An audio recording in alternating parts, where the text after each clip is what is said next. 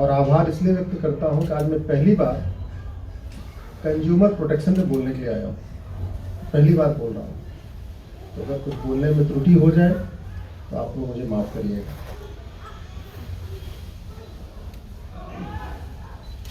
और इनफैक्ट अभी मैं जस्ट मुझे आने में लेट इसलिए हुआ कि यहाँ NCDRC है INA में, मैं वहाँ मैटर फाइल कर रहा था और संयोग था कि आज यहाँ ग्राहक के ऊपर मुझे बोलना है और वो मैटर मैं फाइल कर रहा हूँ जो कर्नाटक से आया हुआ है, बेंगलोर से आया हुआ है। पहले वो लोग डिस्ट्रिक्ट कंज्यूमर फोरम गए, फिर स्टेट कंज्यूमर फोरम गए, दोनों जगह से जीत गए हैं, लेकिन वो बिल्डर उनको परेशान कर रहा है। बिल्डर ने अपील फाइल कर दिया, हम यहाँ पे वापस गए।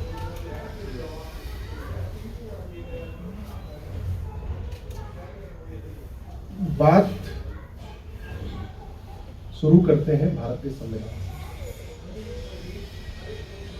किसी भी देश का जो संविधान होता है वो वहां के रीति रिवाज, वहां की प्रथा, वहां की संस्कृति, वहां की भाषा को प्रमोट और प्रोटेक्ट करने के लिए होता है, प्रमोट और प्रोपोगेट करने के लिए होता है। तो भारत का संविधान भी भारतीय रीति रिवाज, भारतीय भाषा, भारतीय रहन सहन, भारतीय खान पान, भारतीय संस्कृति, उसी को प्रोटेक्ट और प्रमोट करने के लिए बनाया गया है, ना अमेरिकन या रूस या फ्रांस, सिंगापुर, जापान की संस्कृति, वेशभूषा या रहन सहन के लिए नहीं। और भारत की संस्कृति क्या है? सबसे पहले अगर आपको कहीं मिलेगा कि ग्राहक देवता के समान है, ये संस्कृति मुझे लगता है भारत में ही और कहीं नहीं है। हमने ही अपने यहाँ शुरुआत में कहा भाई ग्राहक देवता होता है, ग्राहक देवता होता है। ये पहले छोटी छोटी दुकानों में भी हाथ से लिखा रहता है ग्राहक देवता होता है। आज उस ग्राहक के हित के लिए, उस ग्राहक के हित को सुरक्षित करने के लिए सरकारों ने कानून बनाया, कंज्यूमर प्रोटेक्शन एक्ट बना, रेरा बना और भी कई बने, और आपका संगठन उसके लिए कार्य कर रहा है। लेकिन फिर भी कुछ गैप है वहां पे। उस गैप का एग्जांपल मैं देता हूं। अभी मैं 2 केस लड़ रहा हूं। एक केस भारत के 16 राज्यों से आया हुआ है। 16 राज्यों के रिटायर्ड लोगों ने अपने खून पसीने का पैसा, ग्रेजुइटी, PF, EFI, सब कुछ एक कंपनी में लगाया। कंपनी ने क्या वादा किया कि हम आपको ग्रोसरी स्टोर खुलवाएंगे।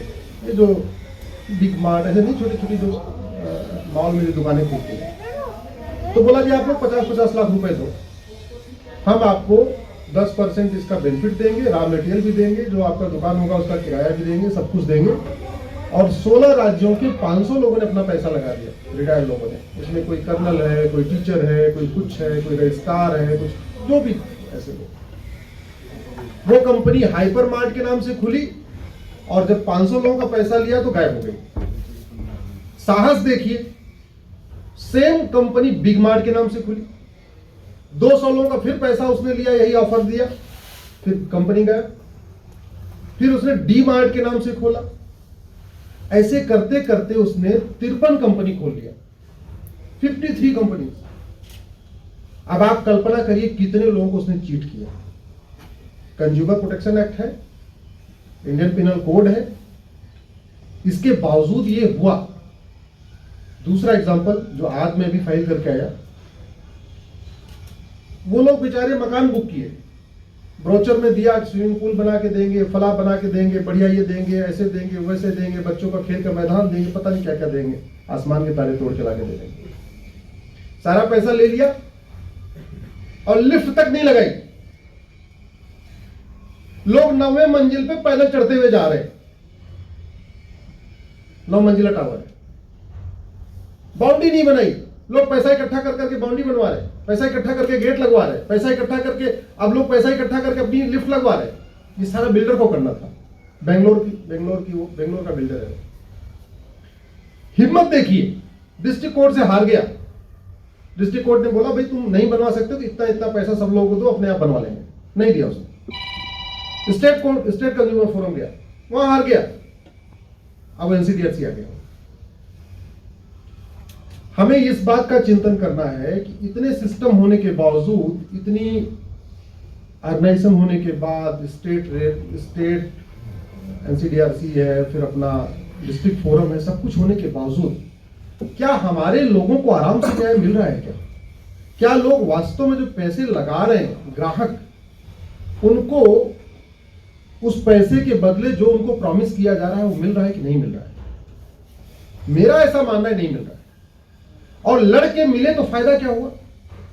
किसी व्यक्ति ने अपनी गाड़ी कमाई का पैसा लगाया, अब उसको 20 साल तक लड़ता रहे, लड़ने के बाद उसको पैसा मिले, डिस्ट्रिक्ट कोर्ट के वकील को पैसा खर्च करे, हाई कोर्ट में, स्टेट में जाके पैसा खर्च करे, एनसीडीआरसी में आके पैसा खर्च करे, 15 साल लड़े, तारीख पे तारीख जाए, उसके बाद अगर उसको वो चीज मिल भी गई जो उसको प्रॉमिस की गई, तो मुझे नहीं लगता ग्राहक के साथ न्याय हो रहा है। ऐसा आप सब लोग इस बात से सहमत हो? ऐसा क्यों होता है? मैं कनाडा का कंज्यूमर प्रोटेक्शन एक्ट देख रहा था। एक डेट पड़ती है डिस्प्यूट में, केवल एक डेट। अगर आपने कुछ एग्रीमेंट किया और किसी ने एग्रीमेंट तोड़ दिया, चाहे वो रेंट का एग्रीमेंट हो, परचेज सेल का एग्रीमेंट हो, कोई प्रोडक्ट खरीदने का कुछ भी एग्रीमेंट है, और वो मामला कोर्ट में गया, तो कोर्ट केवल ये देखती है कि ये जो एग्रीमेंट है ये जेन्युइन है और फेक है। बस आपने अगर रेंट एग्रीमेंट किया कि 11 महीने बाद खाली करना है, तो कोर्ट और कुछ नहीं देखेगी। कोर्ट ये देखेगी कि जो एग्रीमेंट है ये जेन्युइन है, फेक तो नहीं है। अगर ये जेन्युइन है और इसमें लिखा है कि 11 महीने बाद आपको मकान खाली करना है या खाली जो भी है, तो आपको करना है, उसमें तारीख पे तारीख नहीं पड़ेगी। एक डेट 30 दिन। अब आप बताइए, वहां के ग्राहक खुश होंगे या भारत के हमारे ग्राहक, यहां भारतीय ग्राहक खुश होंगे, जहां कहा जाता है ग्राहक भगवान है या ग्राहक। दूसरी बात, भारत में रूल ऑफ लॉ है, कानून का राज है कि नहीं है? जोर से बोलिए जरा। कानून का ही राज है ना, किसी व्यक्ति का तो नहीं है। जरा जोर से बोलिए सब लोग, किसका राज है? अब जब कानून का राज है और कानून में ही कमियां हैं, कानून में अकाउंटेबिलिटी तय नहीं है, कानून में रिस्पॉन्सिबिलिटी तय नहीं है, तो कानून का मिसयूज तो होगा। हम दाढ़ी बनवाने जाते हैं, 40 रुपए देते हैं सेविंग करने का, तो ये एक्सपेक्ट करते हैं अच्छी तरीके दाढ़ी बनाएगा। ये थोड़ी चाहते हैं वो हमारी दाढ़ी काट देगा। हम बाल कटवाते हैं 50-60 रुपए दे, चाहते हैं बढ़िया बाल काटे। हम ये थोड़ी चाहते हैं कि बाल ऐसे छोटा मोटा काट दे। डॉक्टर से इलाज कराते हैं, 300 रुपए फीस देते हैं, 500 रुपए फीस देते हैं। हम ये आशा करते हैं कि वो इस तरीके से दवा दे दे कि मेरा अगली बार मुझे इसके पास आना ना पड़े। एक बार में दवा दे दे, 2-3-4 दिन खाने के बाद मैं ठीक हो जाऊं, ये आशा करते हैं। हम स्कूल में फीस देते हैं, चाहे वो ट्यूशन की फीस देते हैं, जो भी चाहते, हम चाहते हैं कि भाई जो हमने फीस दिया है इसका पूरा आउटपुट आना चाहिए, हमारे बच्चों को अच्छी तरीके से टीचर पढ़ाए। हम ड्राइवर रखते हैं 15,000 रुपए देके, तो आशा करते हैं कि अच्छी तरीके गाड़ी चलाएं, गाड़ी को खरोच नहीं आनी चाहिए, गाड़ी में एक्सीडेंट नहीं होना चाहिए, गाड़ी में ठोकर नहीं लगनी चाहिए। ये आशा करते हैं, नहीं करते? जरा जोर से बोलिए। बिल्कुल करते हैं। हम जहां छोटा छोटा काम करते हैं वहां इस बात की आशा करते हैं कि भैया मैं अगर चाहे 50 रुपए नाई को दे रहा हूं या 5 रुपए या 10 रुपए कपड़े प्रेस करने वाले को दे रहा हूं, तो हम चाहते हैं जो कपड़ा वो प्रेस करे तो बढ़िया अच्छी तरीके कपड़ा प्रेस करे। वो 10 रुपए देते हैं, उसमें ज्यादा नहीं देते। लेकिन हम जिसको वेतन भी देते हैं, गाड़ी भी देते हैं, भत्ता भी देते हैं, आजीवन पेंशन भी देते हैं, ड्राइवर भी देते हैं, साथ में नौकर भी देते हैं, 5-7 उसके पीछे पुलिस वालों को भी लगाते हैं, कभी उससे हम नहीं आशा करते, ना उससे पूछते हैं कि जो तुम ये कानून बना रहे हो ये काम का है कि ये गड़बड़ है। आखिर सांसदों का काम क्या है बताइए जरा। कॉन्स्टिट्यूशन में पार्लियामेंटेरियन को कहते हैं लॉ मेकर। क्या कहते हैं? लॉ मेकर, कानून निर्माता। तो जैसे फिल्म निर्माता का काम है अच्छी फिल्म बनाना, मिस्त्री का काम है अच्छी तरीके मकान बनाना, नाई का काम है अच्छी तरीके दाढ़ी बनाना, धोबी का काम है अच्छी तरीके कपड़ा प्रेस करना, डॉक्टर का काम है अच्छी तरीके दवा देना, ड्राइवर का काम है अच्छी तरीके गाड़ी चलाना। वैसे सांसद और विधायक का क्या काम है? अच्छी तरीके कानून बनाना।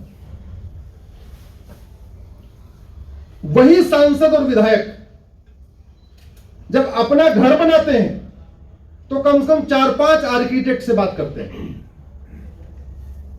वही सांसद विधायक जब अपना घर बनाते हैं तो कम से कम 10 अच्छे घर देखते हैं। फला का घर कैसा बना, फला का घर देखते नहीं देखते? आर्किटेक्ट से बात करते नहीं बात करते? तो वही सांसद विधायक जब देश के लिए कानून बनाते हैं, देश का भविष्य तय करते हैं, तो क्यों नहीं 8-10 देशों का कानून देख लेते? अपना घर बनाना है तो 10 घर देखना, और पूरे देश के लिए कानून बनाना तो ये नहीं देखना है अमेरिका में क्या हो रहा है, फ्रांस में क्या हो रहा है, कनाडा में क्या हो रहा है, जापान में क्या हो रहा है। अगर भारत में कोई समस्या है और वो सिंगापुर में नहीं है तो अंतर क्या है? या तो उनके प्रधानमंत्री ज्यादा अच्छे हैं, हमारे प्रधानमंत्री ज्यादा अच्छा है, या उनका कानून ज्यादा अच्छा है।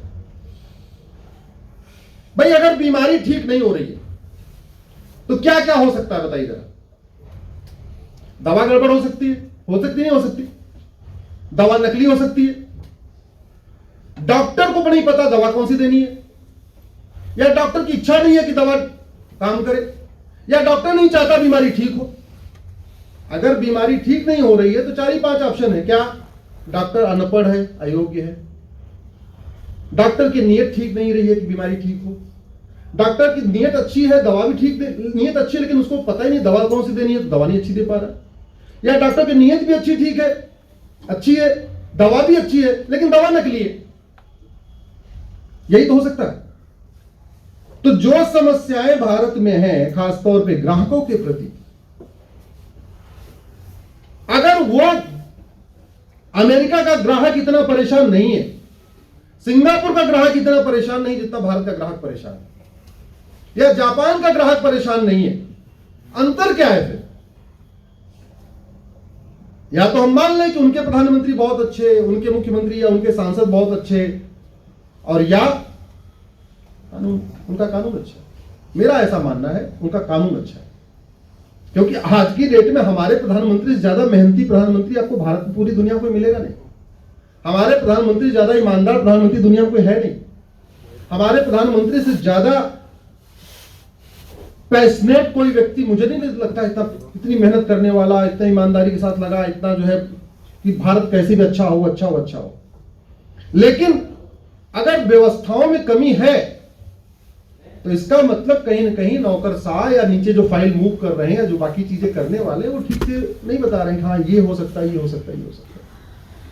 इसलिए मेरा ये मानना है कि अगर भारत का उपभोक्ता परेशान है, उसकी जीवन भर की कमाई डूब रही है, और वो व्यक्ति एक कंपनी के बाद 2 company, 3 company, 4 company, 5 company, 53 company बना लेता है, और उसके बावजूद दिल्ली हाई कोर्ट मैंने सीबीआई जांच के लिए पिटीशन फाइल किया है। पिछले 3 साल से वहां डेट पे डेट पड़ रही है, आज भी डेट पड़ी। आज पहले मैं दिल्ली हाई कोर्ट गया था, उसके बाद मैं एनसीडीआरसी गया, और संजोग से आज तक ये उपभोक्ता पे जो है आपने मुझे बोलने के लिए बुलाया, इसलिए बहुत मैं प्रैक्टिकल आपको एक्सपीरियंस बता रहा हूं। और सबसे बड़ी दिक्कत यह है, इस देश में जो कोर्ट जाते हैं,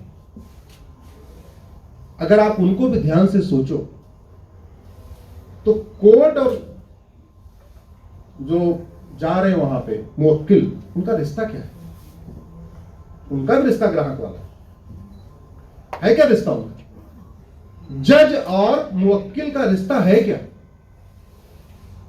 आप देखिए, एक तरीके से ग्राहक वाला रिश्ता है, लेकिन क्या उस ग्राहक को उस कोर्ट से न्याय मिल रहा है? जौनपुर में एक जमीन का मुकदमा 37 साल से चल रहा है। 37 साल से यह नहीं तय हो रहा है कि जिसने वसीयत लिखी है वो 31 मार्च को मरा है कि 2 अप्रैल को मरा है। उसके बाद अभी चकबंदी अधिकारी के यहां मुकदमा चल रहा है, फिर एसओसी के यहां चलेगा, फिर डीडीसी के यहां चलेगा, फिर हाई कोर्ट जाएगा, फिर सुप्रीम कोर्ट आएगा। 1985 से आप 2022 तक अभी ये नहीं तय हुआ कि वसीयत लिखने वाला 31 मार्च को मरा कि 2 अप्रैल को मरा। इतना तय हो जाए कि वो मरा किस दिन, तो वसीयत का पूरा मुकदमे का डिसीजन हो जाएगा। लेकिन चूंकि दूसरा पक्ष जिसने गलत वसीयत कराई है कि 2 अप्रैल को मरा, इतना पावरफुल है कि बेचारा वो गरीब जो वास्तव में, जिसके पास असली विल डीड है, जो वास्तव में कह रहा है 31 मार्च को मरा, उसका वसीयत काम ही नहीं आ रहा। तो मेरा ऐसा मानना है कि ग्राहकों के साथ बहुत बड़ा धोखा हो रहा है और 5 करोड़ मुकदमे district court, high court, supreme court में चल रहे हैं, जो सीधे सीधे गवर्नमेंट के रिकॉर्ड पे हैं। लगभग 5 करोड़ मुकदमे तहसीलदार, एसडीएम, एडीएम, चकबंदी अधिकारी, उसके बाद सीओ कहते हैं, उसके बाद उस पर एसओसी, फिर डीडीसी क्या भी चल रहा है। तो पैरेलल में 5 करोड़ और भी चल रहे हैं। तो टोटल मुकदमे कितने हो गए? मुकदमे से केवल वही व्यक्ति परेशान नहीं होता जो घर का मालिक है, पूरा परिवार टेंशन में होता है। अगर एक परिवार में एवरेज आप मान के चलिए 5 आदमी का परिवार, तो यानी 50 करोड़ लोग टेंशन में है।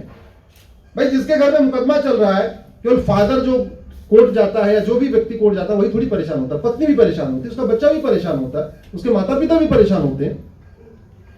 तो भारत में 10 को टोटल अगर आप देखें टेंशन में कितने लोग हैं? 50 करोड़। तारीख पे तारीख कितने लोग जा रहे हैं? 10 करोड़। तो इसका समाधान क्यों नहीं हो रहा है? क्यों? क्योंकि हमने एक तो नियम कानूनों को ठीक नहीं किया। मैं बार बार कह रहा हूं, ड्राइवर कितना ही अच्छा हो, जब तक गाड़ी अच्छी नहीं होगी यात्रा सुरक्षित, जोर से बोलिए, नहीं होगी। मिस्त्री कितना ही अच्छा हो, जब तक सीमेंट बालू अच्छा नहीं होगा घर अच्छा नहीं बनेगा। डॉक्टर कितना ही अच्छा हो, जब तक दवा अच्छी नहीं होगी बीमारी ठीक नहीं होगी। उसी तरीके शासक कितना ही अच्छा हो, जब तक नियम कानून अच्छा नहीं होगा तब तक न स्वराज आएगा, न शांति आएगी, न समृद्धि आएगी, न देश का विकास होगा। दुनिया में एक देश मुझे बताइए जहां अच्छे नियम कानून हो वहां गरीबी हो। दुनिया में एक देश बताइए जहां पे अच्छे नियम कानून हो वहां इतने अपराध हो। दुनिया में एक देश बताइए जहां अपराध कम हो वहां गरीबी हो, जहां अपराध कम हो वहां पे अशांति हो, जहां अपराध कम हो वहां पे पिछड़ापन हो। बहुत सीधा सा रिलेशन है।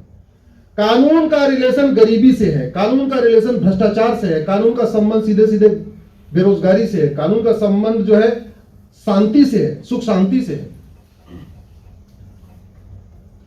मतलब अगर दिल्ली के लोग रात को 11 बजे अपनी बेटी को बाहर शॉपिंग करने से भेजने से डरते हो, लेकिन वही दुबई में जाके शॉपिंग करते हो आराम से 12 बजे रात को, तो कुछ तो गड़बड़ है। अगर देखते देखते पिछले 50 साल में, मात्र 50 साल में 1975-78 के आसपास दुबई का डेवलपमेंट शुरू हुआ और 50 साल के अंदर दुबई दुनिया का सबसे सेफेस्ट सिटी और सबसे डेवलप्ड सिटी और बिजनेस का हब बन गया। तो क्यों? क्योंकि उन्होंने कानून ऐसे बनाए कि तोड़ने वालों की रूह कांपती है। अगर किसी व्यक्ति ने किसी ग्राहक से कुछ लूटा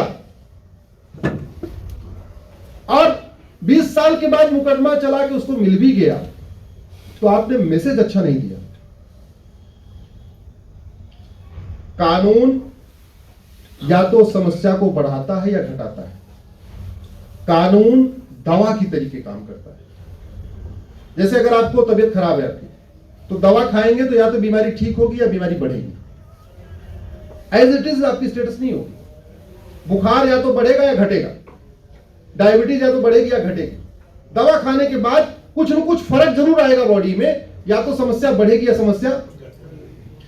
यही कानून का काम है। कानून भी बिल्कुल दवा की तरीके काम करता है। जिस देश में कानून का राज है, अगर वहां कानून स्ट्रिक्ट है, कानून अच्छा है तो या तो शांति होगी या अशांति होगी, या तो शांति बढ़ेगी या अशांति बढ़ेगी, या तो भ्रष्टाचार बढ़ेगा या तो घटेगा, या तो अपराध बढ़ेगा या तो। एक व्यक्ति ने अगर कोई क्राइम किया मोहल्ले में, या एक व्यक्ति ने मान लीजिए 100 ग्राहकों का पैसा लेके चिटफंड कंपनी बनाया और लेके चंपत हो गया,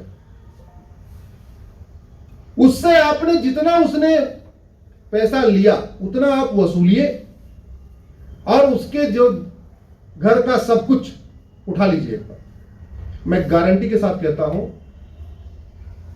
कम से कम 100 लोग जो वो काम करने वाले होंगे वो रुक जाएंगे। लेकिन एक व्यक्ति ने कुछ किया, चिटफंड कंपनी बना के फ्रॉड किया या कुछ भी किया, या हाउसिंग प्रोजेक्ट लॉन्च करके पैसा लेके गायब हो गया, कुछ भी किया, और उसको आपने ना 100% प्रॉपर्टी जब्त किया, ना उसको 20-50 साल के लिए जेल में डाला, तो याद रखिए उसने कम से कम 100 लोगों को मोटिवेट किया कि यार एक काम करो, ये 10 करोड़ लेके भागा, लाओ हम भी एक स्कीम लॉन्च करते हैं, हम भी 5 करोड़ लेके भागते हैं। मैक्सिको में एक व्यक्ति ने चिटफंड कंपनी बना के 16,000 लोगों को लूटा था, 16,000 लोग। और भारत में सहारा कंपनी ने चिटफंड बना के लगभग 10 लाख लोगों को लूटा। लूटा नहीं लूटा? सहारा चिटफंड का नाम सुना है आपने? सहारा चिटफंड कंपनी ने 10 लाख लोगों को लूटा और आजीवन कारावास भी नहीं हुआ। मैक्सिको में आप लोग गूगल कर लीजिएगा, longest sentences in the world, बाद में कर लीजिएगा। एक व्यक्ति ने केवल 16,000 लोगों को चिटफंड कंपनी बना के लूटा था, उसको 1,41,000 साल सजा हुई। अब लोग सोचते हो कि यार ये तो आदमी जिंदा नहीं रहता, लेकिन सजा ऐसी ही होती है। मैक्सिको में, टर्की में, अमेरिका में, सिंगापुर में ऐसी सजा होती है 300 साल, 500 साल, 800 साल, 1000 साल, केवल ये मैसेज देने के लिए कि तुम्हारा क्राइम इतना बड़ा है। अदरवाइज सबको आजीवन कारावास देते जा रहे, तो पता कैसे चलेगा कि किसका अपराध कितना बड़ा है? इसलिए वहां पे ईयर्स में सजा देते हैं। एक व्यक्ति ने टर्की में, क्योंकि आपका आज आपने विषय रखा था कि जो इस तरीके का ऑनलाइन में सिस्टम हो रहा है, जैसे हमारे खूब आजकल एसएमएस आते हैं, इस नंबर, ये आपका बिजली का बिल कटने वाला है, इस नंबर पे, इस लिंक पे क्लिक करिए नहीं तो बिजली कनेक्शन कट जाएगा, या आपकी लॉटरी आने वाली है, इस पे क्लिक करिए तो आपको ये ऐसे आता नहीं, एसएमएस आता रहता है। टर्की में काम ये बंदे ने किया। टर्की में एक व्यक्ति ने एसएमएस भेज के और उसका अकाउंट हैक कर लिया, 338 साल सजा हुई है, 338 ईयर्स। अब बताइए टर्की में दोबारा कोई हिम्मत करेगा किसी का बैंक अकाउंट हैक करने का? नहीं। जोर से बोलिए जरा। नहीं करेगा। क्यों? सठे साठ्यम समाचरित। यह सिद्धांत कहां का है? यह भारत का सिद्धांत है। विदुर जी ने बोला, बाद में चाणक्य जी ने बोला, सठे साठ्यम समाचरित। जिन देशों ने सठे साठ्यम समाचरित सिद्धांत को अपनाया और उसी के अनुसार कानून बनाया, वहां विकास है, सुख शांति है, समृद्धि है, भाईचारा भी है। जिन देशों ने उसको नहीं अपनाया वहां अशांति है, अपराध है, परेशानी है, टेंशन है, भ्रष्टाचार है, अपराध है, लूट है, हर तरीके की समस्या है। एक और कानून में कितनी कमी है इसका एग्जांपल आपको बताता हूं। भारत में इंडियन पिनल कोड चलता है, आईपीसी। अमेरिका में चलता है फेडरल पिनल कोड। अमेरिका की जनसंख्या भारत की जनसंख्या के लगभग 1/5 है।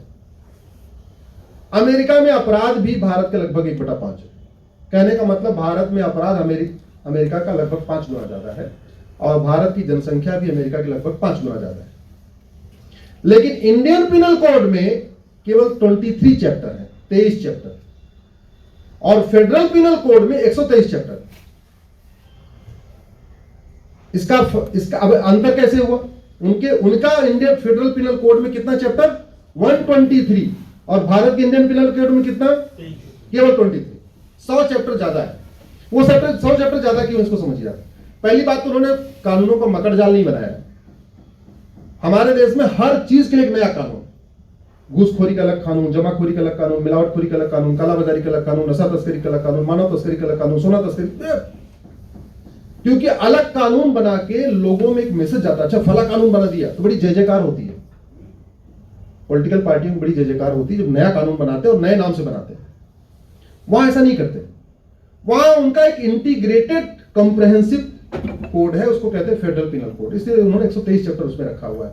वो घूसखोरी, जमाखोरी, मिलावटखोरी, कालाबाजारी सब उसी में डाल दिया, चैप्टर वाइज कर दिया। अंतर क्या है इसको समझिए आप। हमारे इंडियन पिनल कोड के सेक्शन 363 में किडनैपिंग की मैक्सिमम सजा है 7 साल मैक्सिमम। और एक आदमी को किडनैप करो तो 7 साल, 2 को करो तो भी 7 साल, 10 को करो तो भी 7 साल। अमेरिका के फेडरल पिनल कोड में किडनैपिंग की मिनिमम सजा 50 साल है, 50 से 100 साल। तो मिनिमम कितनी है? 50। एक को किडनैप किया तो 50, 2 को किया 100, 3 को किया 150, 4 को किया 200, 5 को किया 250, 6 को किया 300। अब ये बताइए अपहरण किडनैपिंग कहां कम होगी, भारत में कम होगी कि अमेरिका में? अमेरिका में। बड़ी सीधी सी बात है। हमारे वैज्ञानिक अमेरिका जैसी मिसाइल बना लिए। अग्नि मिसाइल हमारी अमेरिका से कमजोर नहीं है। अमेरिका अब तो 7000 किलोमीटर वाला भी शायद लॉन्च टेस्ट चल रहा है, 5000 वाली तो हो चुकी है। वो क्यों बना लिए? क्योंकि जब वैज्ञानिक कोई मिसाइल बनाने जाते हैं तो पहले देखते हैं कि दुनिया की टॉप 5 मिसाइल कौन सी है, उसको स्टडी करते हैं। हालांकि उनको कुछ भी गूगल पे नहीं मिलता, सब सीक्रेट होता है। फिर भी वैज्ञानिक हमारे अपने अपने सोर्सेज से, तरीके से जो भी है कोशिश करते हैं कि अमेरिका की बेस्ट मिसाइल कौन सी है, रसिया की कौन सी बेस्ट मिसाइल है, सबको एग्जामिन करके फिर अपनी मिसाइल बनाते हैं और कोशिश ये करते हैं कि मेरी मिसाइल सबसे अच्छी है। यही होता है कि नहीं होता? तो ये काम हमारे संसद में क्यों नहीं होता कि हमारे सांसद जब भी कोई कानून बनाए, मान लो घूसखोरी के खिलाफ कठोर बनाना है कानून, तो पहले देख ले अमेरिका में क्या चल रहा है, सिंगापुर में क्या चल रहा है, फ्रांस में क्या चल रहा है। और उसके लिए बहुत रिसर्च भी नहीं करना पड़ेगा, सब कुछ गूगल पे। वैज्ञानिकों को तो रिसर्च करना पड़ता है, उनको सब कुछ गूगल पे नहीं मिलता। उनको तो बेचारों को अपने अपने निजी सोर्सेज से, यहां से वहां से जो भी ये तरीका होता है अपना, वो पता करने की कोशिश करते हैं। लेकिन भारत में और कानून तो हर सबका कानून इंटरनेट पे है। अमेरिका का हो, चाहे सिंगापुर का हो, चाहे फ्रांस का हो, कहीं का हो, और कोई सा भी कानून सब इंटरनेट पे है। चाहे वो ग्राहक वाला कानून है, चाहे वो किडनैपिंग का कानून है, चाहे करप्शन का कानून है, जिसका भी कानून सब गूगल पे बड़े आराम से। तो हम समस्या का समाधान तब कर पाएंगे जब वास्तव में हमारे नियम कानून अच्छे होंगे। और आप ये सोचिए, जिस कानून में इंडियन पिनल कोड में किडनैपिंग पे 3 से 7 साल सजा है, उसको 50 से 100 साल करने में लागत कितनी है? जोर से बोलिए जरा, कोई लागत है क्या? नहीं। जोर से बोलिए। नहीं। कानून बदलने कोई लागत है? कोई लागत नहीं। हम 1-1 लाख करोड़ का हाईवे बनाते हैं, 50-50 हजार करोड़ का एयरपोर्ट बनाते हैं, वर्ल्ड क्लास एयरपोर्ट बनाते हैं, वर्ल्ड क्लास हाईवे बनाते हैं, सब कुछ वर्ल्ड क्लास बनाते हैं जहां पैसा खर्च होता है। लेकिन जो काम फ्री में हो सकता है, पता नहीं वो वर्ल्ड क्लास क्यों नहीं बनाते। क्यों नहीं बनाते वर्ल्ड क्लास? क्योंकि डेमोक्रेसी में डिमांड और सप्लाई होती है। हमने डिमांड ही नहीं किया,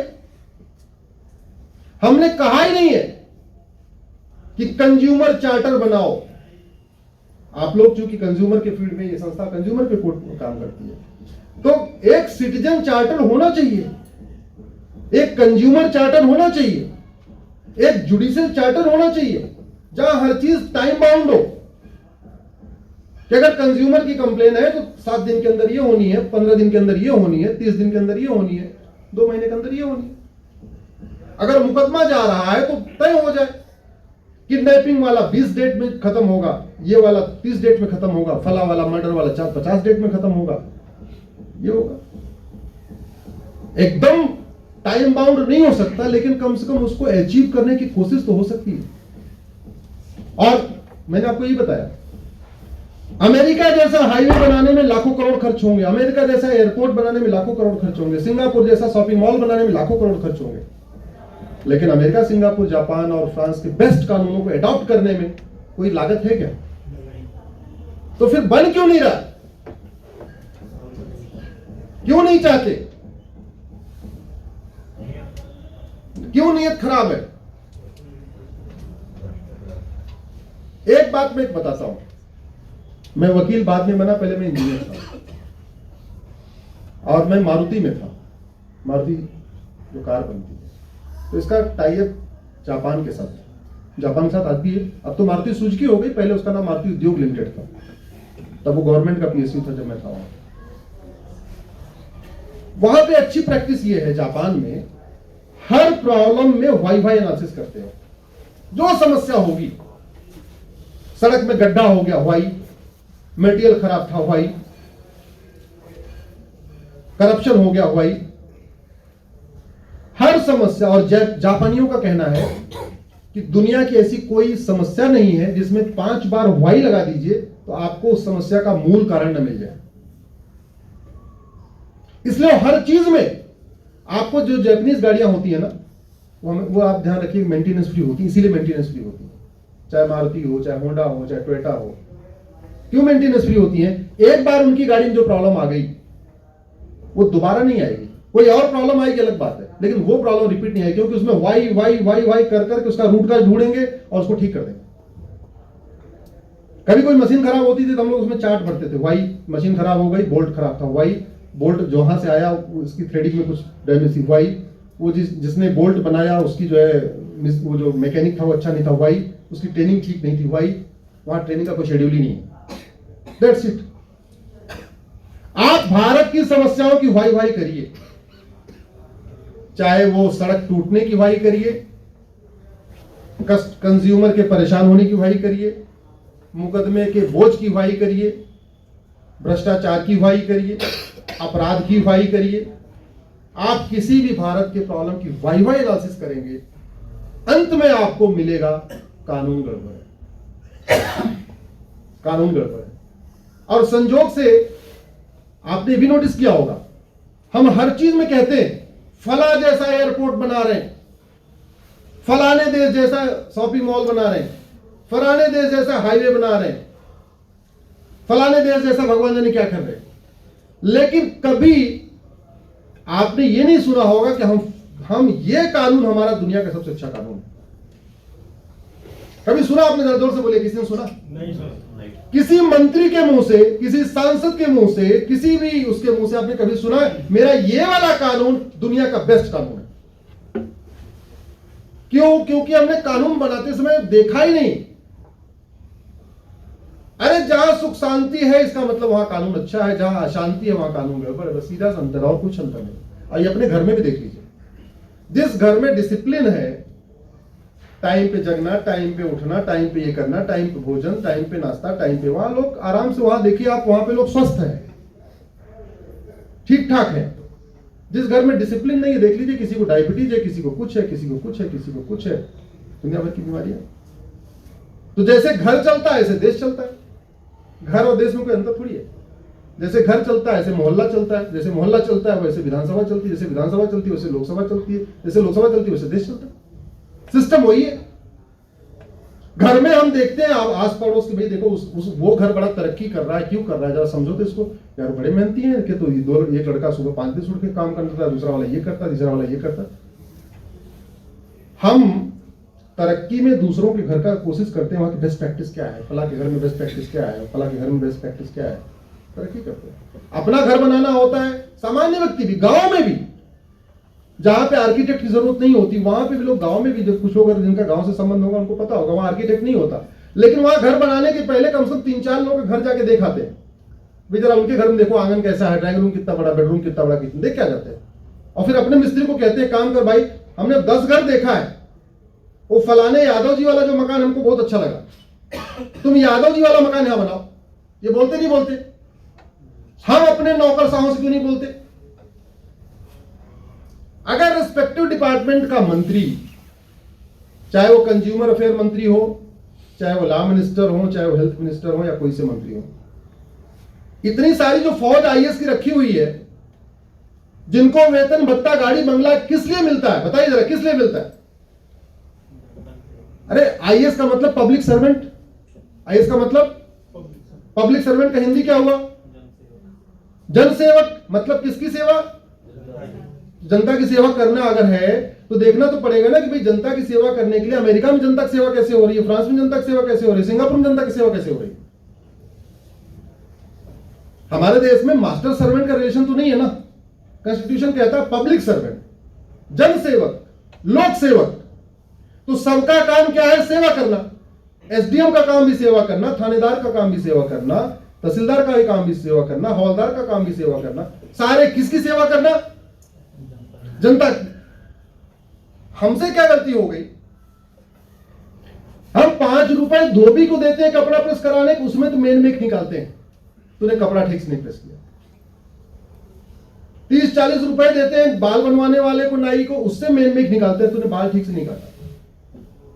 2000 रुपए देते हैं घर में जो बेचारी झाड़ू पोछा करती है, उसको भी देखते रहते हैं कैसे झाड़ू पोछा कर रही है। जो घर की बहनें होती हैं मालकिन, वो देखती रहती हैं झाड़ू पोछा ठीक हो रहा है कि नहीं हो रहा है। 10-15 हजार रुपए देते हैं ड्राइवर को, उसको भी देखते रहते हैं गाड़ी ठीक से पूरा चला रहा है नहीं चला रहा, गाड़ी मेंटेन है कि नहीं है, गाड़ी साफ सफाई चल रही नहीं चल रही है, डेंट वेंट तो नहीं लग रहा है, सब देखते रहते हैं। 500 रुपए ड्राइवर को देते, डॉक्टर को देते हैं तो चाहते हैं भैया एक ही बार हम दवा दे, दोबारा आना ना पड़े। बच्चे को ट्यूशन पढ़ाने के लिए 2000 रुपए देते हैं, चाहते हैं कि वो जो ट्यूटर ऐसा बच्चा पढ़ा दे कि हमारा बच्चा टॉप कर जाए। तो हम सबसे आशा करते हैं best best best best, best नाई, बेस्ट धोबी, बेस्ट डॉक्टर, बेस्ट ड्राइवर, सब कुछ बेस्ट। लेकिन और उसमें जाति भी नहीं देखते, बाल कटवाते समय नहीं देखते जाति किस जाति का है। लेकिन जब सांसद और विधायक की बात आती है कि जिसको वास्तव में देश का भाग्य तय करना है, वहां फिर हम ये सब क्राइटेरिया देखते नहीं है। हम ड्राइवर उसी को बनाते हैं जिसको गाड़ी चलानी आती है, ऐसा है कि नहीं है? किसी अनाड़ी को गाड़ी ड्राइवर बना सकते हो? किसी अनपढ़ आदमी को अपने बच्चे को ट्यूशन पढ़वा सकते हो? जिसको दाढ़ी बनाना ना वहां से आप बाल बनवा सकते हो? हर जगह हम देखते हैं उसकी क्वालिटी है कि नहीं ठीक। तो भाई जिसको आप कानून निर्माता बनाते हो, थोड़ा ये भी तो समझो उसको कानून बनाना आता भी कि नहीं है, उसको कानून को थोड़ा ज्ञानवान है कि नहीं है, कुछ समझ है भी कि नहीं है। क्योंकि अल्टीमेटली वो जो कुछ कर रहा है, अगर वो हेलीकॉप्टर से चल रहा है तो उसका जो हेलीकॉप्टर का खर्चा कौन दे रहा है? कौन दे रहा है बोलिए? अगर उसके पीछे 10 सिक्योरिटी, वाई सिक्योरिटी और जेड सिक्योरिटी के लिए 12, 15, 20 गार्ड चल रहे हैं, कौन दे रहा पैसा? तो इससे इतनी आशा तो करिए कि भैया हमारी समस्या का समाधान करो। समस्याओं का समाधान 2 ही जगह है, सड़क और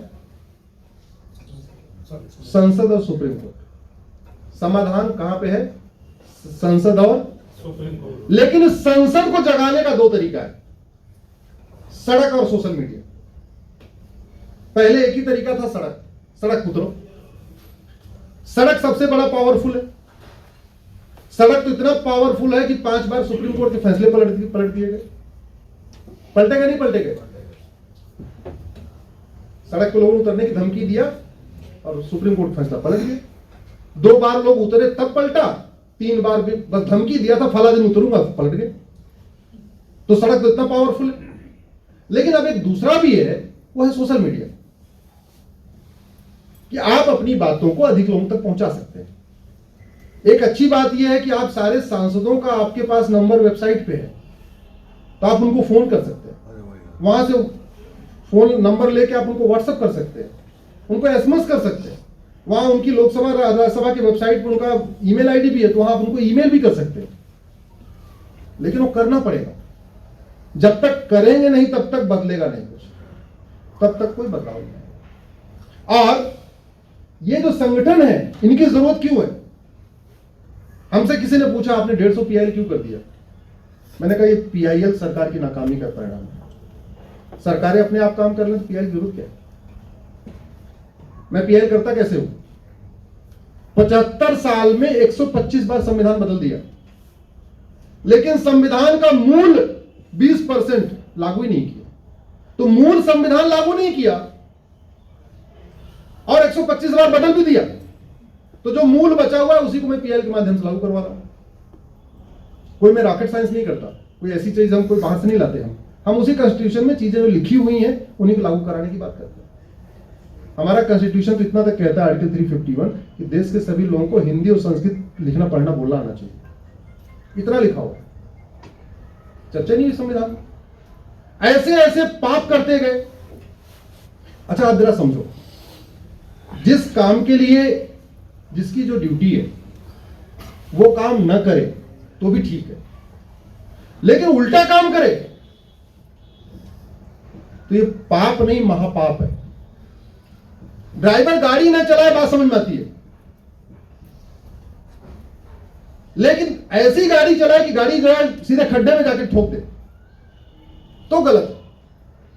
डॉक्टर कोई ना दवा ना दे, अच्छी बात है, ठीक है, नहीं दवा दे रहा, लेकिन उल्टी दवा दे दे कि उस दवा के बाद आपका पेट खराब हो जाए, वो महापाप है। धोबी कपड़ा न प्रेस करे ठीक है, लेकिन कपड़े को जला दे जानबूझ के, वो महापाप है। ऐसे महापाप हुए संसद में।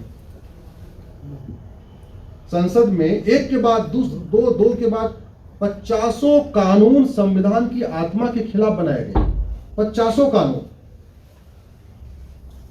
उसमें से कई कानून मैं चैलेंज कर चुका हूं, सुप्रीम कोर्ट में एडमिट है, कुछ हाई कोर्ट में एडमिट है, लेकिन 50 कानून 1991 में प्लेसेस ऑफ वर्शिप एक्ट बना दिया, 1992 में माइनॉरिटी कमीशन एक्ट बना दिया, 1995 में वक्फ एक्ट बना दिया, 2010 में एफसीआरए बना दिया, 2012 में मदरसों को राइट टू एजुकेशन से निकाल दिया। ऐसे 50 कानून बनाए।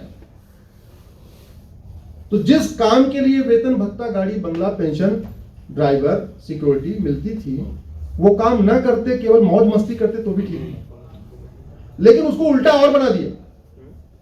और एक चीज याद रखिए, गलत कानून बनाना तो 1 घंटे का काम होता है, 1 दिन का काम होता है। हमारे अधिवक्ता मित्र यहाँ बहुत सारे बैठे हैं, समझते हैं इसलिए 1 घंटे के अंदर कानून बनता है। बस बिल पेश करो और बहुमत का आधार बोला हाँ जी yes yes yes yes yes, जिसको नहीं पसंद है अपना वॉकआउट, खत्म, 1 घंटे के अंदर पास। लेकिन उस कानून को खत्म कराने से सुप्रीम कोर्ट में 5-5 साल लगते हैं, 8-8 साल लगते हैं। तारीख पड़ती है, काउंटर, रिजॉइंडर, ये फला, रिटर्न सबमिशन, ये सबमिशन, फिर लंबी बहस। तो मेरा व्यक्तिगत रूप से आग्रह यह है, आप सब लोग उपभोक्ता अधिकारों के लिए काम करते हैं, और हम कहते हैं किसी के लिए काम नहीं करते हो, कम से कम भारत के नागरिक तो ही। तो नागरिक का कर्तव्य निभाने का तरीका यह है कि हमें जो सही लगे हम उसको भी लिखें, जो गलत लिखे उसको भी लिखें। तरीका वही है, समाधान संसद और सुप्रीम कोर्ट से होगा, लेकिन संसद और सुप्रीम कोर्ट का जगाने का 2 तरीका है, सड़क और सोशल मीडिया। तो सोशल मीडिया में जो लेखन कर सकते हैं लेखन करें, जो वीडियो डाल सकते हैं वीडियो डालें, लेकिन कम से कम चर्चा करें। सोशल मीडिया में खासतौर पर फेसबुक वगैरह में जहाँ कॉमन मैन भी जुड़ा हुआ है, और आपको उन्होंने आपको छूट भी दिया कि 5000 दोस्त बना सकते हैं, तो आप दोस्त बना लीजिए, क्या दिक्कत है, बना के लिखिए। समस्याओं का समाधान याद रखिए, डॉक्टर जब तक दवा नहीं अच्छी देगा तब तक बीमारी ठीक, और जो डॉक्टर ने दवा दिया वो अच्छी है कि नहीं है ये तो आप ही बताना पड़ेगा। अगर आपके घर में तबीयत किसी की खराब है, आप डॉक्टर के पास गए, उसने दवा दे दिया, और आपकी बीमारी ठीक नहीं हो रही, तो आप क्या करते हो? वापस जाते हो ना, बताते हो कि नहीं बताते हो, देखो भैया आपने जो दवा दिया वो काम नहीं कर रही है, पेट अभी खराब जो है, पेट रुक नहीं, साफ नहीं हो, मतलब अभी भी।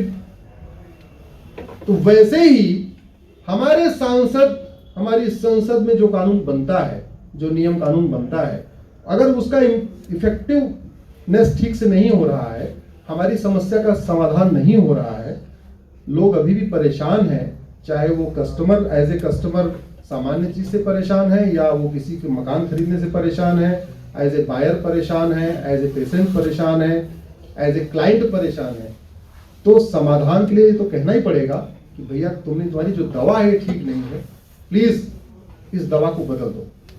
आशा करता हूं कि आप लोग हमारी बात से सहमत होंगे, सहमत हो या असहमत हो, जो भी हो अपने विचार जरूर व्यक्त करिएगा। जय हिंद, जय भारत।